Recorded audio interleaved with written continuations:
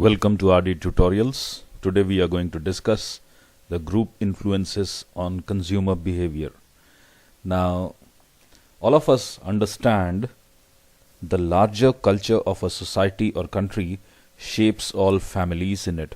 But we have to also understand that each family also has its own culture, norms, and practices.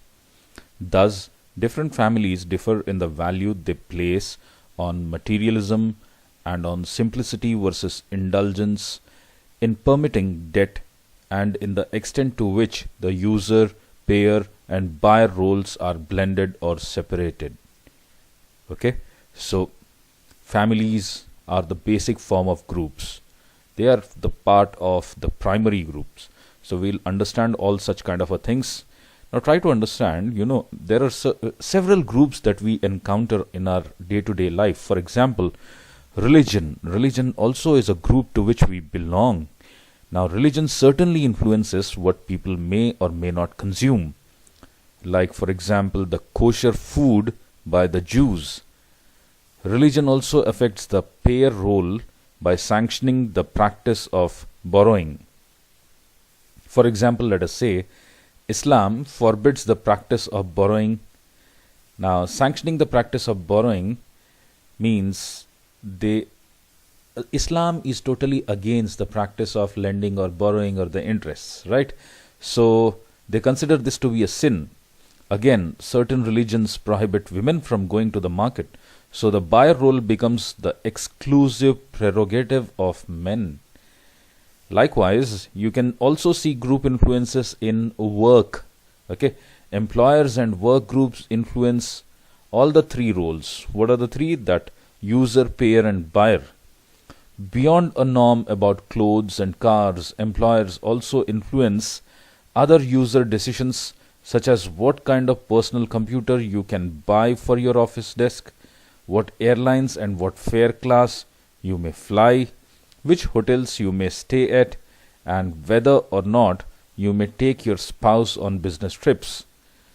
Now, employers affect the payer role in letting or non-letting employees manage their own budget in terms of allowing certain business expenses, like for example, entertainment, social club membership, etc., and in the extent to which they partially or fully assume the financial burden for the things you buy as an employee and as a consumer.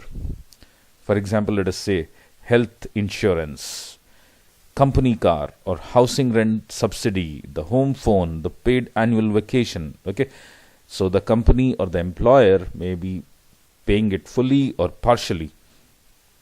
So based on that, your consumption behavior also changes. Finally, purchasing practice is dictated by employers. Some allow individual employees to do their own purchase, while others mandate centralized purchasing using your own travel, for example, okay, versus using the corporate travel agency. So this is how groups influence us as being a part of a family, maybe, or being a part of religion, or being part of a company.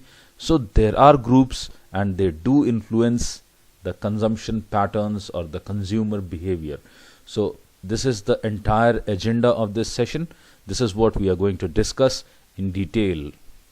Now, the first and foremost important thing that you have to understand is the reference group or the influence. Okay. Now, a group is defined as two or more individuals who share a set of norms, values, or beliefs and have certain implicitly or explicitly defined relationships to one another such that their behaviors are interdependent. Okay, that is a basic definition of a group. Like two or more people, they share the common thoughts, beliefs, values, culture. Okay, and you can say their behaviors are interdependent. Okay, that is what a group is. Now, very important concept, a reference group. Okay, a reference group is a group whose presumed perspectives or values are being used by an individual as the basis of his or her current behavior. Now, this is a very simple and interesting concept Now, being in a school or in a college, we always try to associate with certain group, a certain bunch of students who were very inspirational for us. Okay, now to get into their group, we start assuming the perspectives or values of that group. Now, for example, let us say, now most of us, like for example, me, I being a faculty, I being a teacher, me too, within my office, want to associate within certain groups. Okay, now if I see a certain group always talking and discussing about Game of Thrones, okay, I do not watch Game of Thrones, and but I wish to get into that group, and I see they are always discussing about Game of Thrones. Now, if I want to get into that group, I need to add to their discussion. How can I add to their discussion? Now, I too start watching Game of Thrones. Now, after watching Game of Thrones, I get a lot of subject to start discussing with them, and once I start adding value to their discussion, I will be slowly accepted into that group. Okay, so what is happening is I start accepting the presumed perspectives or values of that group as my own, and that is influencing my current behavior. So that is what is reference group and its influence. Going ahead, now 4 criteria that are particularly useful in classifying groups. Okay, one is membership. Some feel the sense of belonging, others lack the confidence. Okay, when I join a group, it could be I start feeling that belongingness. Okay, I'll give you an example. I am a mentor of a section. Okay, I am a mentor of a section who are freshmen. Okay, they have just joined the university. Now, when they have joined the university, they are new to this place. They have come from different areas, from diverse backgrounds, from different cultures. Okay, and when they come to this place, it's all new. Okay, and when I see them, their adaptive mechanism, what they do is, within the same section, the students, they start gelling with some people with some commonalities. Okay, within the section, the students are forming groups, and when I start understanding the dynamics of the group, I see there is a lot of commonality within that group. Okay, there is a group which is comprises of dog lovers.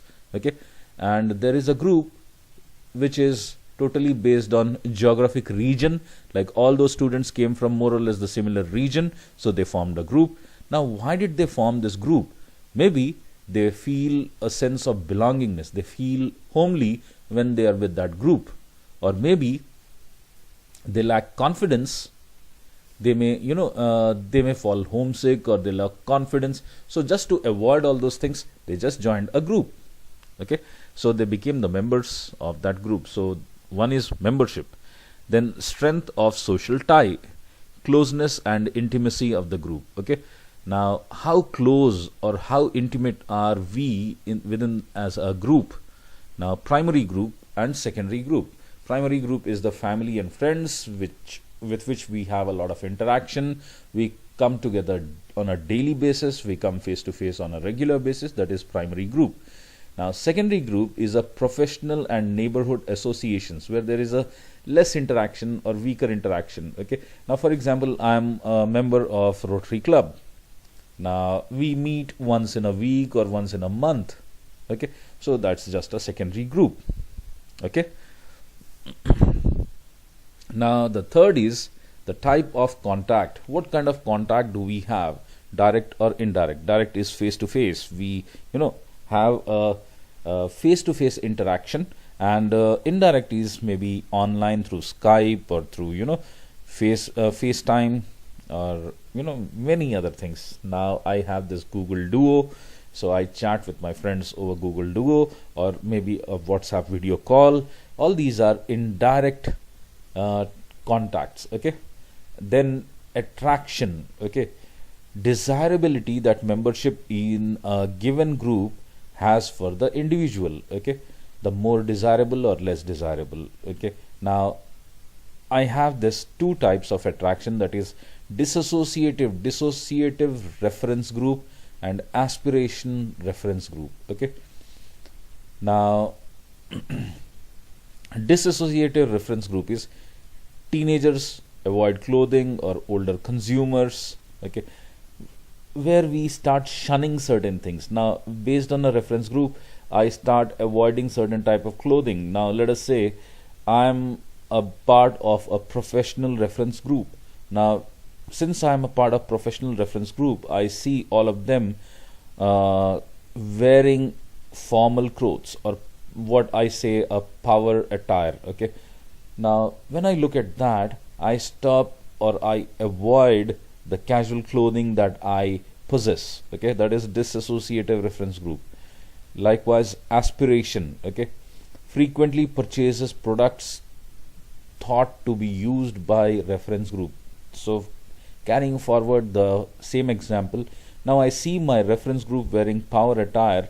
Now I frequently start purchasing business suits or formal ties. Okay, so that is what is aspiration reference group. Just because I think that the group whom I consider to be my reference group consumes or wears this kind of an attire. Okay, then next is we have brand communities. So in types of groups, first we discuss the reference groups. Now we have the brand communities. Okay, this is quite simple. Like, brand communities can add value to the ownership of the product and build intense loyalty. Okay, now the Jeep company has a very long standing brand loyalty. Likewise, you must have seen we have this HOG, that is Harley Owners Group. That's also a brand community. They are building a brand around a community. They are building a community around a brand, and they are engaging all the owners of that product, with which what they are trying to do is they are adding more value to the ownership of that brand. Okay, likewise, you can see great brands, they polarize. In recent context, if you see, there are some hardcore fans of Apple. Similarly, there are hardcore fans of Samsung. They are polarized. Now Samsung fans will never accept the superiority of Apple products, and vice versa. That is what is brand communities. Okay, Sunsilk in India, they tried to create a gang of girls. That also they tried to create a community where girls interact, they chat, they share tips and all. Now this is what is brand community. Now a number of firms work diligently to foster brand communities. You as a brand manager must ask this question: does brand community make sense for my product and brand? This is very important. You cannot think of creating communities around any product. Okay, then you have the next is online community. Okay, in our types of groups, this is the third one, that is online community. So what were the previous two?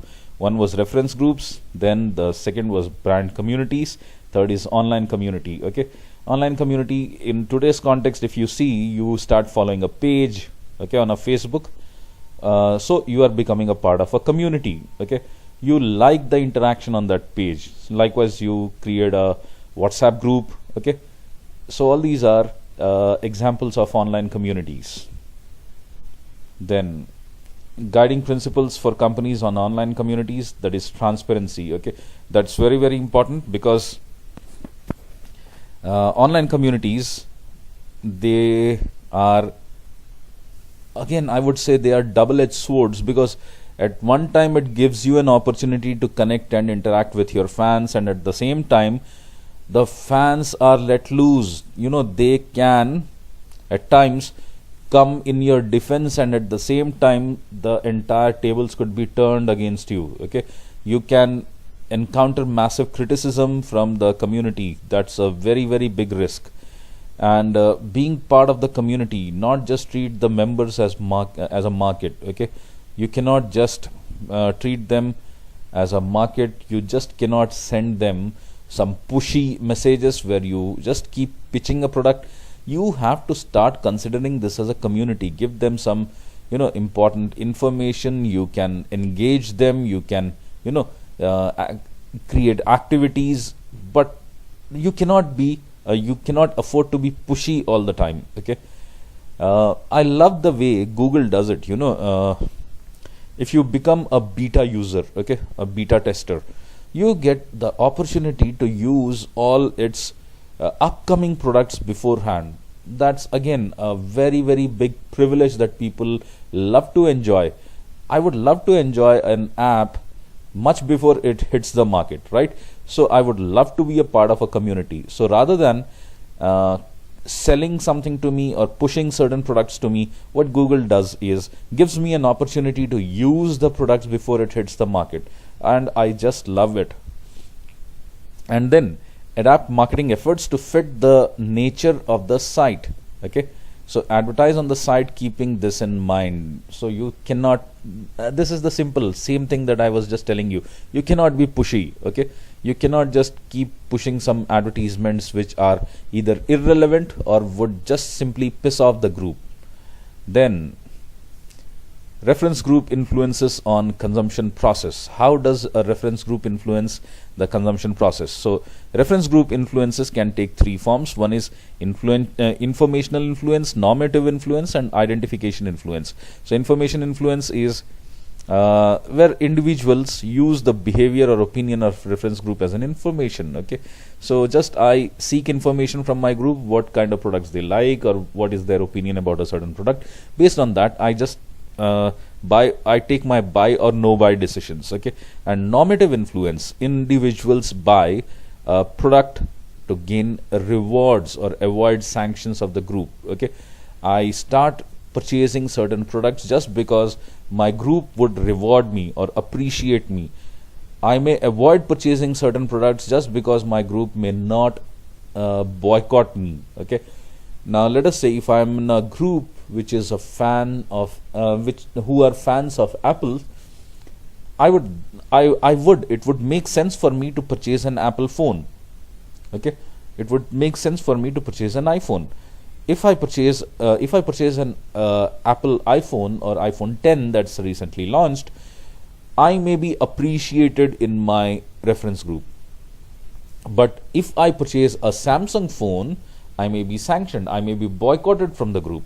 That's quite important for the for us. That is what is normative influence. Okay, and then identification influence. Okay, now individuals, when they become a part of a group, okay, they have internalized the group's values and norms. Okay, the groups have some unwritten charters or unwritten values or norms. So I need to identify with that group. So I start believing those values or norms. Okay, now I'll tell you a simple example. I stayed in Maldives for a few years, and that's a purely Islamic country. Now, when I joined over there, within a certain time, I became friendly with the locals over there. I started mingling with them. I started moving around with them. Now, just because all of them were Muslims or they followed Islam, and I needed to be a part of their group, so I slowly start accepting and believing in the value system that they had.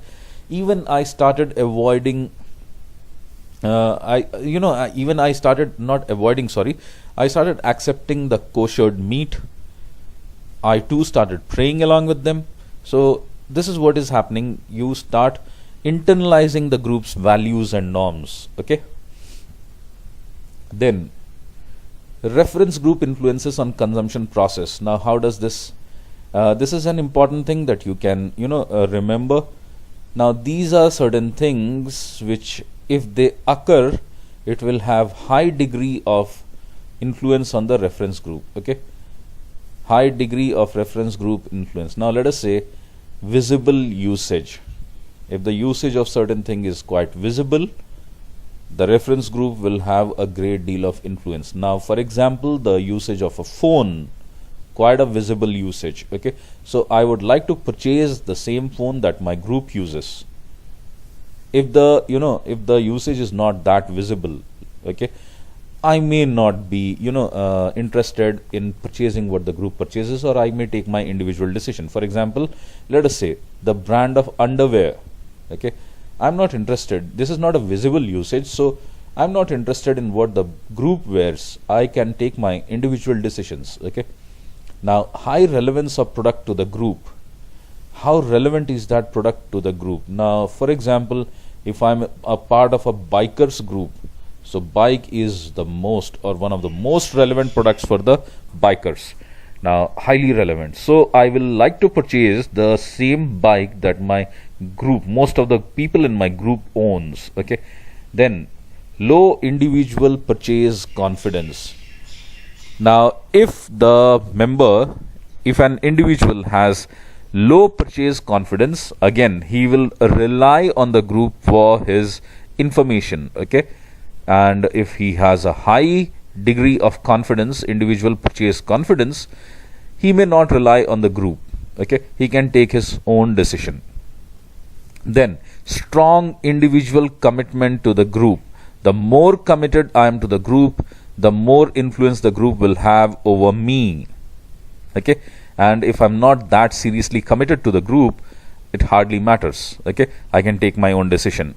And then if it is a non-necessary item, now if it's not such a non-necessary item, if it's not such a necessary item for me, group may have a huge influence on me. Okay, but if it is a very very necessary item, now I may prefer to take my individual decision. For example, let us say I need to purchase a house.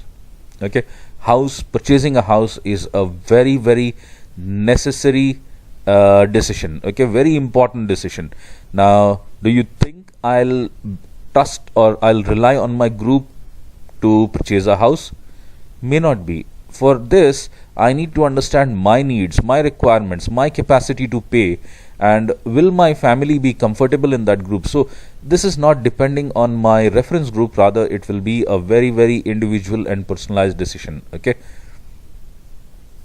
then reference group influences on consumption process. Now this is a differential reference group influence on product versus brand choice. Okay, so degree of need, that is necessity, non-necessity. Okay, as we discussed, if it is a non-necessity, we'll have a strong reference group influence, and if it is a necessity, we'll have a weak reference group influence. Now let us see consumption pattern: visible and private. Okay, visible like a phone, private like underwear. Okay, so visible, strong reference group or influence on brand. Okay, and if it is private, there will be weak influence. That is what we discussed in the previous slide as well. Okay, now for example, let us say public necessities. Okay, example like shoes or automobile. Okay, it will have a weak product or strong brand. Okay, weak product and strong brand. Now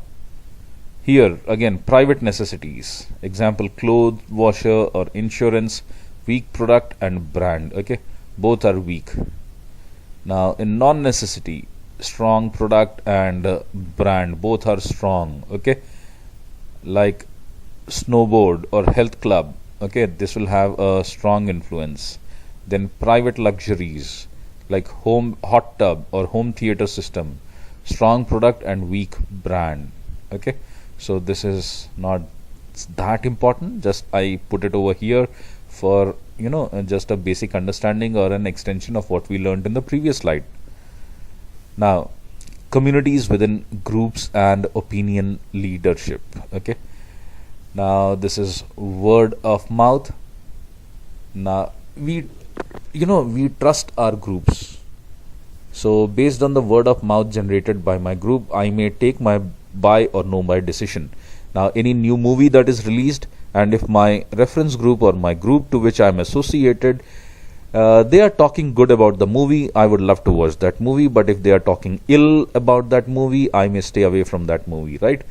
Like next, opinion leaders. Who are these opinion leaders? Opinion leaders are those people to whom I always approach in need of information.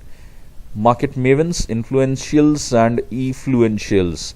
These are people who are hoarders of information. They grab information from almost all sources. Okay, they are just the treasurers of information.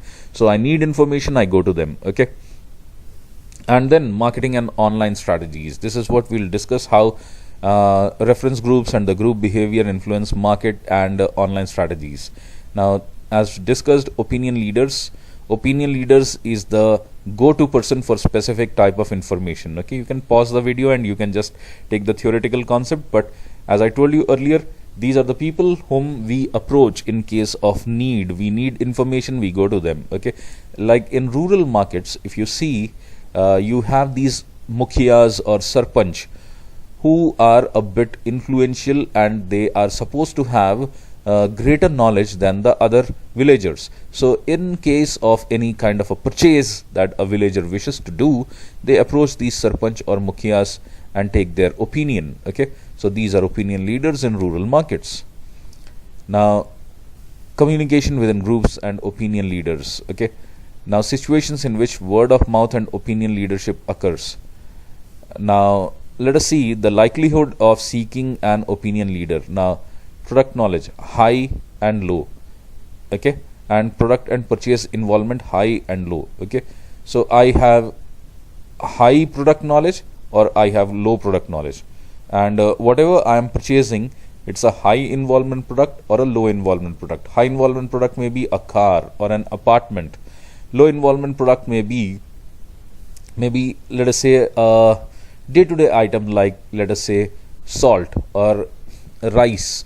Okay, now if it is I have high product knowledge and it's a high involvement product, then there is moderate likelihood that I'll seek opinion from the opinion leader. Okay, and if I have low product knowledge but it is a very high involvement product, then there is high likelihood that I will seek the opinion leader. Okay, and the product involvement is low but I have high product knowledge, then I'll hardly go to any opinion leader. Okay, likewise, if my product knowledge is low and the involvement of product involvement is also low, there's moderate likelihood that I'll seek the opinion of an opinion leader. Okay,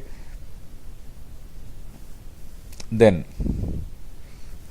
marketing strategy, word of mouth and opinion leadership. Now, marketeers are increasingly relying on word of mouth and influential consumers as part of their marketing strategies. Strategies designed to generate word of mouth and encourage opinion leadership include advertising, product sampling, retailing, personal selling, and creating buzz. Now, let us see in some of the, I have seen in some of the kitchen equipment, like you have your pans, okay, or vessels and all, non-stick pans or all. I've seen Sanjeev Kapoor advertising few of the products like Wonder Chef. Okay, he comes and advertises a brand of cookware called Wonder Chef. Now, why does Sanjeev or why is Sanjeev Kapoor needed for that? Any other person or any other celebrity could have endorsed it. Now, the logic over here is opinion leadership. Okay, Sanjeev Kapoor is a trusted brand in the field of culinary art. Okay, he is a renowned master chef. Now, if a renowned master chef endorses a particular cookware, we have the trust. Okay, now we consider that person to be an opinion leader. Okay, now whatever he creates, the buzz around a product, it may create a positive word of mouth. That is what the entire logic is. Fine. So you can get in touch with me. I'm there on LinkedIn, Facebook. I'm there on Twitter. You can write to me directly at rajeshdorbala@gmail.com. You can download my app RD Tutorials from Google Play Store, and don't forget to subscribe to my channel. All the best. Thank you. Audio Jungle.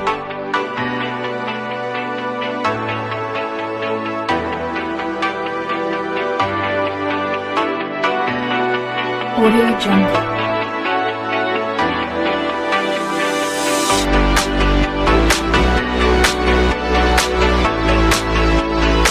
Audio Jungle.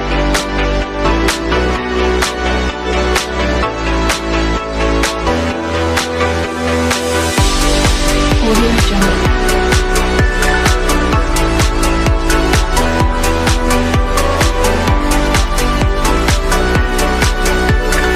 Audio Jungle.